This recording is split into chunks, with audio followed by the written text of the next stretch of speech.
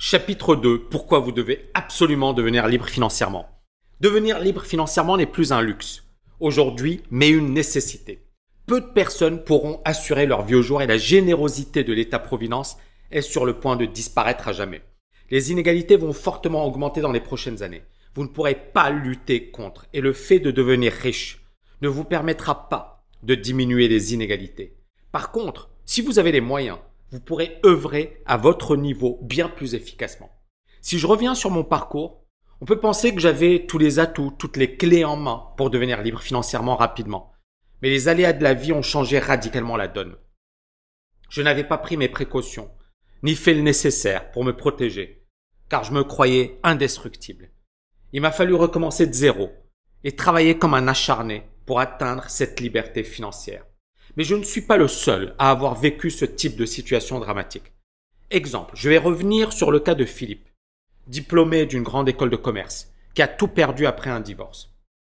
Oui, depuis quelques années, j'ai commencé à m'y intéresser, car ma vie ne pouvait pas continuer comme cela. Chômage de longue durée malgré d'excellents diplômes, Bac+6, polyglotte, français, anglais, allemand, espagnol. Ruine financière après un divorce. J'ai vécu un burn-out et un triple pontage coronarien. J'ai commencé à écouter sur YouTube Tony Robbins, Jack Canfield, Wayne Dyer, Dr Murphy, Anik Singhal, etc. Je sais qu'actuellement je ne suis pas du tout libre financièrement et cela m'interpelle. Je suis tout à fait d'accord avec vous. Le salariat va disparaître avec la mondialisation et la robotisation et les nouvelles technologies. J'ai 60 ans et je me dis que c'est peut-être trop tard. Je me retrouve tout à fait dans ce que vous développez dans les vidéos. Mais au moins vous avez su et pu rebondir et assurer votre liberté financière. Ce qui est loin d'être mon cas. Je n'ai quasiment plus rien, mais j'ai la rage de réussir. C'est le message que m'a écrit Philippe. Le témoignage de Philippe est tout simplement saisissant et prouve que mon cas est loin d'être isolé. Pourquoi les riches sont-ils riches et les pauvres sont-ils pauvres? Savez-vous que vous faites partie des 99% de personnes qui subissent le système? 1% des plus riches de la planète possèdent plus que les 99% restants. Je n'ai pas besoin de développer davantage pour vous prouver que le monde est injuste. C'est une évidence. Par contre, au lieu de refaire le monde et de participer à des manifestations, je vous propose un autre deal. Et si vous faisiez partie de ces 1%, cela ne diminuera pas l'injustice sur Terre. Mais rien ne vous empêchera de contribuer et d'aider les nécessiteux si telle est votre vocation. Si vous souffrez financièrement aujourd'hui, rassurez-vous, vous faites partie des 99% des personnes qui souffrent. Ça va mieux maintenant? Non? Vous n'acceptez plus votre situation actuelle. Vous considérez qu'elle est injuste. Vous désirez que ça change. Alors vous êtes au bon endroit. Mon objectif est de vous apprendre à faire partie du 1% des personnes libres financièrement. Croyez-moi, ce n'est pas quelque chose que vous allez apprendre à l'école ou à l'université. Avant de devenir libre financièrement, il est important de comprendre comment les riches ont acquis leur fortune. Quel est leur rapport à l'argent? Vous vous attendez certainement à ce que je vous dise, comme les grands gourous de l'argent, que si les riches sont riches, c'est parce qu'ils réfléchissent différemment. Et que si les pauvres sont pauvres, c'est parce qu'ils le méritent. Foutaise. Je pense que si les riches sont riches, c'est tout simplement parce qu'ils ont compris comment utiliser le système à leur profit. Ce système leur est totalement favorable. D'ailleurs, beaucoup n'ont rien fait d'extraordinaire si ce n'est d'appliquer certaines recettes classiques que je vais vous enseigner. Certains ont seulement eu la chance de naître riches. Quant aux classes moyennes et populaires, elles ne font que s'appauvrir jour après jour, car le système leur est défavorable. Il est souvent difficile de trouver des solutions, surtout en appliquant les enseignements ou les conseils de leurs parents et de leur entourage. Il est très simple de comprendre pourquoi leur situation ne s'améliore pas. La question qu'il faut impérativement vous poser est « Suis-je du bon côté de la barrière ?» Si ce n'est pas le cas, que devez-vous faire pour corriger le tir le plus rapidement possible? J'ai envie de partager avec vous cette analyse de deux grands sociologues français, Michel Pinson et Monique Pinson-Charlot, tous deux directeurs de recherche au CNRS. L'ampleur des inégalités économiques est quasi infinie. Paris abrite des familles dont les patrimoines se chiffrent en milliards d'euros et des personnes sans domicile, dont la préoccupation quotidienne est de survivre. Mais la richesse ne se limite pas à l'argent.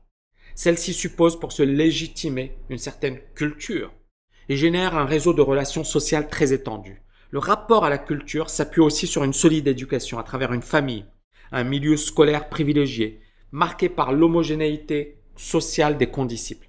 Les enfants apprennent ainsi très tôt que la culture n'est pas la spécialité de l'école, mais que l'école ne fait que présenter aux enfants ce qui constitue l'ordinaire de la grande bourgeoisie. Comme vous pouvez le constater, nous sommes à des années-lumière de ce que nous explique Kiyosaki, auteur de l'ouvrage Père riche, Père pauvre. Son Rich Dad apparaît comme un has-been quand on le compare à la grande bourgeoisie parisienne. Les riches représentent une caste dont il est très difficile de faire partie. J'ai pu le constater et le vérifier par moi-même durant ma scolarité en magistère banque finance à l'université Paris 2 Assas. J'ai côtoyé des grands bourgeois, alors j'étais sans le sou et boursier. C'est à cette époque que j'ai pris conscience que nous vivions dans deux mondes différents. Moi, j'habitais dans une chambre de bonne, eux, des hôtels particuliers. Ce que j'ai retenu de mes années de fac en côtoyant des personnes riches, c'est qu'ils se connaissent généralement depuis des années, qu'ils ont fréquenté les mêmes collèges, les mêmes lycées, qu'ils jouent au golf ensemble. C'est un monde fermé. Ils n'avaient rien fait pour mériter d'être riches. Ils avaient eu la chance d'avoir des parents riches. Et le système le leur rendait bien. Pour ma part, j'étais obligé d'envoyer des centaines de CV pour avoir un entretien, alors que mes camarades n'avaient même pas besoin d'envoyer un seul CV pour être recrutés. Je ne les jalouse pas, loin de là, car j'ai eu la chance de réussir par mes propres moyens. Je veux juste revenir sur la difficulté de réussir quand vous n'avez pas les mêmes armes que les autres. Je me suis rendu compte que cette minorité constitue une caste quasiment intouchable. Beaucoup d'entre vous n'en feront jamais partie. Si vous êtes du bon côté, tant mieux pour vous. Si vous ne l'êtes pas, préparez-vous au pire ou alors adoptez les stratégies des meilleurs. Personnellement, j'ai cru que la réussite passait par le marché du travail, qu'il fallait se distinguer. Mais je me suis rendu compte par la suite que cela ne suffisait pas. La véritable clé du succès consiste à accumuler un maximum d'actifs et à générer de nombreux revenus passifs. Je n'ai pas envie de dresser un tableau sombre de la situation. Mais il est important de revenir sur ce que nous sommes en train de vivre. Le monde n'a jamais été aussi inégalitaire qu'aujourd'hui. Et une poignée d'individus détient la majorité de la richesse mondiale. Selon le secrétaire général de l'OCDE, Angel Gurria, les inégalités dans les pays de l'OCDE n'ont jamais été aussi élevées. Et l'étude réalisée par l'ONG Oxfam le confirme. Le patrimoine des 1% les plus riches de la planète devrait dépasser celui des 99% restants. Pire, 62 personnes possèdent autant que la moitié de la population mondiale, soit 3,5 milliards de personnes. Les riches sont de plus en plus riches, les pauvres de plus en plus pauvres, et les classes moyennes vont énormément souffrir durant les prochaines décennies. Selon le journal Le Monde, pour intégrer la prestigieuse école polytechnique, il vaut mieux être un Parisien, issu d'une famille aux revenus confortables, qu'un jeune provincial boursier. On y trouve d'ailleurs que 13% de boursiers. Or, ce sont généralement les polytechniciens et les diplômés des meilleures écoles qui vont accéder aux meilleurs postes et donc prétendre aux meilleurs revenus. D'ailleurs, plusieurs grandes fortunes mondiales comme Bill Gates, Zuckerberg, Jeff Bezos sont issus de familles plutôt aisées et ont effectué au moins une partie de leur scolarité dans des universités prestigieuses comme Harvard, Princeton, MIT. Oui, le monde est injuste. Et croyez-moi, ce ne sont pas les politiciens qui vont changer la donne. Si vous n'êtes pas issu d'un milieu social aisé, vous commencez avec un énorme désavantage. Pour devenir libre financièrement, vous devez impérativement comprendre le fonctionnement de l'argent, les étapes clés qui vous permettront de sortir de votre situation actuelle. Nous y reviendrons par la suite. Mais en attendant, nous allons étudier les principaux dangers qui vous guettent si vous ne passez pas à l'action le plus vite possible. Les 5 grands dangers qui vous guettent. Assurer sa liberté financière est vital. La liberté financière ne représente en aucun cas un luxe ou une option. La liberté financière va être de plus en plus une question de survie. Mon but n'est pas de vous effrayer, mais plutôt de vous réveiller, de vous motiver pour devenir libre financièrement le plus vite possible. Vous serez probablement confronté à l'un des 5 grands dangers que je vais développer par la suite. La question qui se pose est comment allez-vous faire pour vous mettre à l'abri? Sans jalouser les personnes riches, on a pu constater que le système était favorable à ceux qui faisaient partie du 1%. Mais comment faire si vous ne faites pas partie du 1%? Devez-vous subir, comme des millions de personnes, un système injuste pendant de nombreuses années? Vous avez la preuve que ce système ne pourra pas assurer vos vieux jours et que vous risquez de souffrir financièrement, même si vous avez des capitaux importants. Il arrive souvent que vous ne sachiez pas comment les investir. Certains de mes étudiants ont des patrimoines de plusieurs millions d'euros, mais ne savent pas comment les placer. Ils sont victimes de leur patrimoine au lieu d'investir intelligemment. La liberté financière consiste justement à pouvoir gagner sa vie sans avoir à travailler grâce aux revenus passifs générés par vos investissements. Beaucoup vont certainement me dire « Mais Tammy, la liberté financière ne m'intéresse pas, c'est irréel pour moi. » Ou alors « Je vais avoir une retraite assurée par l'État. » Ou encore « J'ai un super job, un salaire correct, rien ne pourra m'arriver. » Si vous pensez cela, c'est que vous n'avez pas intégré les dangers qui vous guettent pour les prochaines décennies. Le premier danger, l'État pourra difficilement assurer votre retraite. L'allongement de l'espérance de vie va exploser dans les prochaines années du fait des progrès de la médecine. En 2050, plus de 2 milliards de personnes seront âgées de plus de 60 ans dans le monde. Dans les pays développés à économie de marché comme la France, les personnes âgées seront 2 fois plus nombreuses que les moins de 15 ans. En Europe, 40 millions de personnes auront de plus de 85 ans, alors qu'aujourd'hui elles représentent seulement 14 millions de la population. Vous faites sûrement partie des 92% des Français qui sont inquiets pour l'avenir du système de retraite. Actuellement sous tension, le système de retraite par répartition tel qu'on le connaît aujourd'hui risque d'exploser. Le départ à la retraite de 800 000 baby boomers d'ici 2022, l'allongement de l'espérance de vie et la moindre croissance de la masse salariale risquent de lui être fatal. Le taux de remplacement, rapport de la pension par rapport au dernier revenu professionnel, devrait chuter pour les cadres en passant de 64 à 44% d'ici 2040. C'est-à-dire que les cadres ne recevront que 44% de leur dernier salaire. Pendant des années, on a compté sur l'État pour nos vieux jours, en pensant que c'était normal. Or, nos grands-parents, nos arrière-grands-parents n'avaient pas forcément bénéficié d'une retraite. Ce système fonctionnait à la perfection quand on avait bien plus de personnes qui travaillaient que de personnes à la retraite. Ce n'est plus le cas aujourd'hui. Si l'on regarde ce qui se passe en Italie, on s'aperçoit que les Italiens nés dans les années 1980 devront travailler jusqu'à 75 ans pour bénéficier d'une retraite. Au Japon, on parle déjà de 85 ans. Et il est fort probable que ce sera sans doute le cas en France et ailleurs dans un futur proche. Aux États-Unis, la première puissance économique mondiale, 50% des ménages à la retraite n'auront pas suffisamment d'argent pour vivre. Je ne dis pas que vous ne toucherez pas de retraite, mais les déséquilibres sont tels qu'il vous sera difficile de compter sur une retraite décente avant un âge très avancé. Il vous faudra cotiser plus, travailler plus pour bénéficier d'une retraite qui sera insuffisante pour subvenir à vos besoins. Il est important de revenir sur les faits et rien que les faits. La plus grande génération de baby boomers de l'histoire va bientôt prendre sa retraite dans le monde entier. Aux États-Unis, le nombre de personnes âgées va doubler pour atteindre 75 millions de personnes en 2030. Et le nombre de seniors dans les maisons de retraite sera multiplié par 5. La plupart des gouvernements n'auront pas suffisamment de ressources financières pour tenir leurs promesses. Compter sur l'État, c'est faire preuve de naïveté. J'espère que les choses se dérouleront correctement. Mais comment est-ce possible logiquement? Par quel miracle va-t-on avoir plus d'actifs et moins de retraités? Vous devez donc arrêter de rêver, de faire confiance à l'État pour assurer vos vieux jours. La seule personne capable de le faire, c'est vous.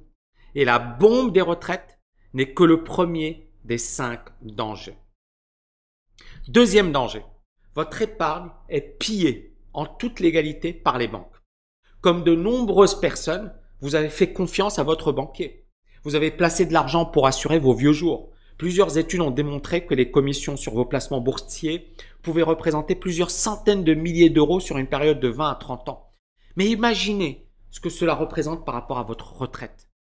C'est littéralement du vol et vous devez savoir comment l'éviter. Selon de nombreuses recherches, les frais générés par la gestion de portefeuille peuvent être assez élevés et représenter entre 50 et 70% de l'épargne destinée à votre retraite, ce qui est considérable. Sur ce que vous placez en bourse, les banquiers vont récupérer 50 à 70% du montant sur la durée. Vous prenez tous les risques pour rémunérer grassement quelqu'un qui fait très mal son job généralement. Je vais revenir sur cette évaluation effectuée par l'équipe de Tony Robbins. Ils ont démontré que les commissions pouvaient représenter environ 4,7% par an, soit 47 000 euros pour un montant de 1 million d'euros. C'est tout simplement énorme. Vous versez ce montant à votre banque alors même que vous n'avez pas gagné un seul centime, sans avoir d'assurance sur votre performance future. Le fait de ne pas faire partie des 1% ne vous permet pas d'être en position de force. Bien évidemment, avec la puissance des intérêts composés, ces frais vont grossir, représenter énormément d'argent dans quelques années. Le célèbre dirigeant de Vanguard parle même de tyrannie des rendements composés. Les coûts sont tellement importants qu'il est nécessaire de les diminuer car tout revient au banquier au final. Les commissions vont dévorer l'essentiel de votre performance. Il est donc important de les diminuer au maximum si vous voulez que cela vous profite à vous et non à votre banquier. Vous comprenez donc l'importance de négocier âprement avec votre banquier pour faire baisser ses frais. Vous devez avoir à l'esprit que chaque dixième gagné représente des milliers d'euros en plus dans votre poche sur le long terme. Vous avez travaillé dur pendant des années pour épargner de l'argent, vous vous êtes privé pour constituer un capital. Avez-vous envie de l'offrir à un banquier qui n'a pas fait grand-chose pour le mériter? Il est donc urgent de reprendre en main la gestion de vos finances, de ne plus la confier à des banquiers. Troisième danger, le chômage vous guette. Des millions d'emplois seront détruits d'ici 10 ans, peut-être même le vôtre. Dans moins de 10 ans, les robots et l'intelligence artificielle auront remplacé l'homme pour accomplir de nombreuses tâches. Même les emplois à forte valeur ajoutée sont menacés. Le taux de chômage va par conséquent fortement augmenter et des millions d'emplois seront détruits sans être compensés par des créations. Je ne cherche pas à vous effrayer, mais selon de nombreux experts, les robots vont occuper les principaux emplois d'ici 30 ans. Le taux de chômage dépassera les 50% selon le professeur Moshe Vardi. Cette révolution technologique est déjà en marche. Les robots ont déjà remplacé beaucoup d'emplois, d'ouvriers qualifiés ou non dans l'industrie. L'industrie automobile, par exemple, a été et reste très touchée par ce phénomène. Ces avancées technologiques représenteront par la suite le plus grand challenge de l'humanité. Des machines seront capables de faire mieux que l'homme pour n'importe quelle tâche et pour un coût beaucoup plus faible. On pourra utiliser des robots comme médecins, gardiens de prison, réceptionnistes, serveurs, etc. Tous les métiers pourront être automatisés à l'avenir. En décembre 2015, l'Université technologique de Singapour, Nanyang Technology University, a commencé à recourir au service d'un robot à l'apparence humaine qui travaille comme réceptionniste au sein du campus universitaire. Cette réceptionniste robot accueille les visiteurs. Il peut également reconnaître, ou elle peut, on ne sait pas si elle a un sexe, automatiquement les anciens visiteurs et se remémorer les précédentes conversations. Je suis incapable de vous dire si vous aurez encore un job dans 10 ou 20 ans. Mais une chose est sûre, il y aura de moins en moins d'emplois disponibles. Les créations seront insuffisantes pour contrebalancer les emplois détruits. C'est pourquoi vous devez vous prémunir contre ce danger. Voulez-vous subir toute votre vie ou pas? Quatrième danger. Voulez-vous être malheureux toute votre vie au travail? Et si vous avez la chance d'avoir un job, est-ce que vous êtes heureux? Toutes les recherches montrent que non. Une étude très sérieuse a révélé qu'en France, seuls 9% des employés étaient heureux et investis dans leur travail, tandis que 26% des salariés étaient activement désengagés. C'est l'un des plus mauvais scores au monde. 12,6% de la population française est menacée par le burn-out, soit 3 millions de salariés. Le nombre d'arrêts maladie pour cause de souffrance au travail explose. Les salariés sont pressés au maximum pour une reconnaissance proche de zéro. Une augmentation de salaire minimum, pour ne pas dire nulle, et la probabilité élevée de faire partie du prochain plan social d'entreprise ou d'une rupture conventionnelle collective. Les salariés, en plus de souffrir au travail, doivent subir le métro boulot dodo, que j'appelle aussi la rat race. Et cette rat race les rend dépendants à vie de leur job. À la fin du mois, la plus grande majorité des Français n'ont plus rien sur leur compte. Une fois toutes les factures payées, acceptez-vous d'être malheureux pendant encore 40 ans, voire 50 ans, surtout si vous travaillez jusqu'à 75 ans? C'est ce qui risque de vous arriver si vous restez les bras croisés et si vous perdez les plus belles années de votre vie dans une entreprise au lieu de construire votre liberté financière et votre avenir. Cinquième danger. Voulez-vous continuer à vous appauvrir et à subir une situation injuste toute votre vie? Toutes les recherches le prouvent. Les riches vont devenir de plus en plus riches. Les pauvres de plus en plus pauvres. Les classes moyennes vont s'appauvrir. Ce sont d'ailleurs ces mêmes classes moyennes qui supportent le gros des impôts. Car les riches savent optimiser leur fiscalité, comme le prouve la recherche de Thomas Piketty. Le système fiscal actuellement est faiblement progressif, jusqu'au niveau des classes moyennes. Puis il devient régressif au sein des 5% les plus riches, soit 2,5 millions de personnes sur 50,4 millions, et surtout à l'intérieur des 1% les plus riches, soit 0,5 millions de personnes. Un Français travaille en moyenne 210 jours par an pour l'État. Ce n'est qu'à partir du 211e jour qu'il commence à travailler pour lui-même et qu'il profite des fruits de son labeur. La France est d'ailleurs le pays où la taxation réelle est la plus élevée en Europe avec 57,53%. Être salarié en France n'est clairement pas une bonne affaire, même si vos revenus sont élevés.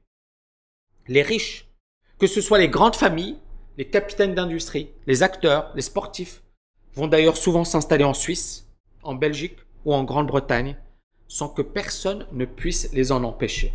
Nous sommes dans un système qui est clairement inégalitaire. Et ces inégalités sont dangereuses. Je ne suis pas contre le principe de l'impôt. J'en ai d'ailleurs payé un montant conséquent pendant de nombreuses années. Mais force est de constater que ce sont encore une fois les classes moyennes qui en payent le plus. Tous les grands États sont fortement endettés et ont besoin d'argent. Plutôt que de diminuer son train de vie, un État renflouera ses caisses de la manière la plus simple et la plus rapide qui soit, augmenter les impôts. Les salariés seront encore et toujours la principale cible. Vous pouvez manifester dans la rue, voter pour un politicien qui vous promettra la lune. Croyez-moi, cela ne permettra pas de régler votre situation. D'ailleurs, quel homme politique élu lors de ces 40 dernières années a réduit les déficits et baissé durablement les impôts? Depuis 4 longues décennies, la situation n'a fait qu'empirer. J'espère que la situation s'améliorera, mais vous devez prendre vos responsabilités. La seule solution que vous maîtrisez consiste à s'intéresser sérieusement à sa liberté financière dès aujourd'hui. Tous les dangers que je viens d'énumérer ne doivent pas vous effrayer, mais au contraire, vous inciter à agir, à passer à l'action. Vous ne pourrez pas changer le système, mais vous pouvez vous changer. La liberté financière n'est plus un luxe aujourd'hui et doit devenir un impératif. C'est pourquoi vous devez vous prendre en main et agir.